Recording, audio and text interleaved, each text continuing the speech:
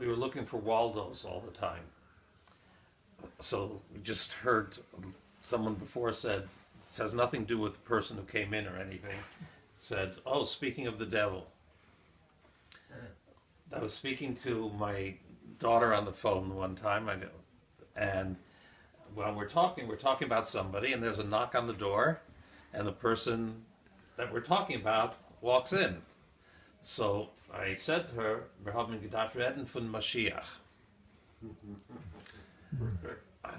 And she starts laughing. She says, yes. I said, how do you understand that? Because she understands the least Yiddish out of everyone. And she said, because it's the exact same expression in Hebrew. Hayinu tzreichim ledaber leMashiach. We should have been talking about the Mashiach, because here, look what happened. We were talking about something or someone, and right then, they're there. So if we'd be talking about the Mashiach, so then the Mashiach would come at that point. Well, so what's the idea behind it? The idea behind it is that, of course, the things that you keep alive or that you have in memory and things like that are the things that by your doing that, creating the memory, creating the desire, the need, etc., that's how these things come about. In other words, we don't forget about Mashiach, and what's going to bring Mashiach? Us caring about it, being concerned, etc., etc. So I don't know where the English expression comes from, though. In other words, speaking of the devil, it must be for some place in literature. I am curious. I'm sure I'm going to get an email tonight from someone with the source. And it's probably in a novel. I think, I have this feeling it's either upstate New York or Dutch influence or something like that in a novel that'll have that as a statement that comes in. We almost have something like that. And here's the Waldo in the Megillah. Almost like that. And that is, King Ahasuerus can't sleep at night.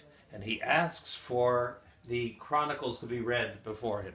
And what is read is the story that Mordechai has saved the king's life. So he says, well, what's happened? All of a sudden there's a knock at the door, middle of the night. Who comes? Haman comes in at that moment. And Haman comes and says, I want to hang Mordechai because he's a traitor, etc., etc. And the king says to him, oh, Haman, tell me something. What should we do for my trusted person who saved my life? Why I owe so much to him? And Haman thinks that he's talking about Haman himself. He says, get the king's horse, get the king's cloak, put him on the horse, ride him through the streets of the city and let everybody hear this is what should be done for the person who saved the king's life.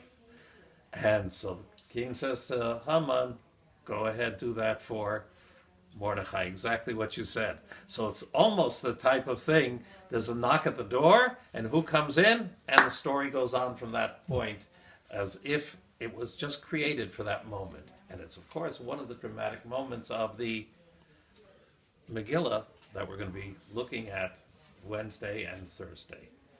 Rabbi Hanania ben Akasha